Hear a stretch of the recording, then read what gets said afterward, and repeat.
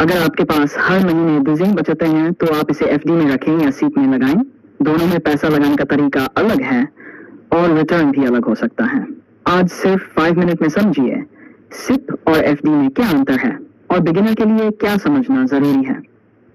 Part 1, FD क्या है? 0D सबसे पहले बात करते हैं एफडी यानी फिक्स्ड डिपॉजिट की। एफडी में आप बैंक में एक निश्चित रकम एक निश्चित समय के लिए जमा करते हैं। इसके बदले बैंक आपको तय इंटरेस्ट देता है। सबसे बड़ी खासियत है कि आपको पहले से पता होता है कि इंटरेस्ट रेट कितना है, लेकिन ध्यान रखिए एफडी का रिटर्न इन्फ्लेशन और टैक्स के बाद कम महसूस हो सकता है। पार्ट 2, सीप क्या है? अब समझते हैं साइपी। सीपी कोई अलग इन्वेस्टमेंट प्रोडक्ट नहीं है। यह म्यूचुअल फंड में नियमित रूप से पैसा इन्वेस्ट करने का तरीका है। जैसे आप हर महीने 1000 किसी म्यूचुअल फंड स्कीम में इन्वेस्ट करते हैं। मार्केट ऊपर जाएगी तो इन्वेस्टमेंट की वैल्यू बढ़ सकती है और मार्केट नीचे जाएगी तो कम भी हो सकती है। इसलिए एसआईपी में रिटर्न फिक्स्ड या गारंटीड नहीं होता। Part 3, SIP versus FD. 2-3 it's. अब दोनों की सीधी तुलना करते हैं।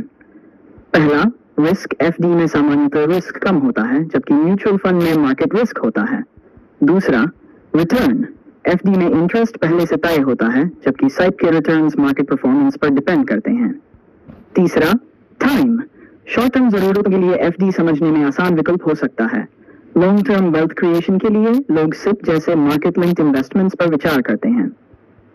चौथा, लिक्विडिटी। दोनों में पैसा निकालने के नियम अलग अलग होते हैं, इसलिए इन्वेस्टमेंट से पहले टर्म्स जरूर देखें। पार्ट 4, छोटा एग्जाम्पल। 3 diet 2 exam. मान लीजिए आप हर महीने 1000 बचाते हैं। अगर आप इसे लंबे समय तक इन्वेस्ट करते हैं तो सिर्फ आपके जमा किए हुए पैसे ही नहीं बल्कि उस पर मिलने वाला रिटर्न भी आगे रिटर्न जनरेट कर सकता है। इसी को कंपाउंडिंग का फायदा कहते हैं।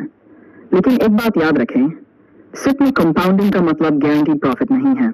मार्केट लिंक्ड इन्वेस्टमेंट में रिटर्न ऊपर नीचे हो सकता है। पार्ट 5, तो क्या चुने? 4 debt is 440। तो क्या एसआईपी हमेशा एफडी से बेहतर है? नहीं। सही चॉइस आपकी जरूरत, रिस्क टॉलरेंस, इन्वेस्टमेंट ड्यूरेशन और फाइनेंशियल गोल पर डिपेंड करती है।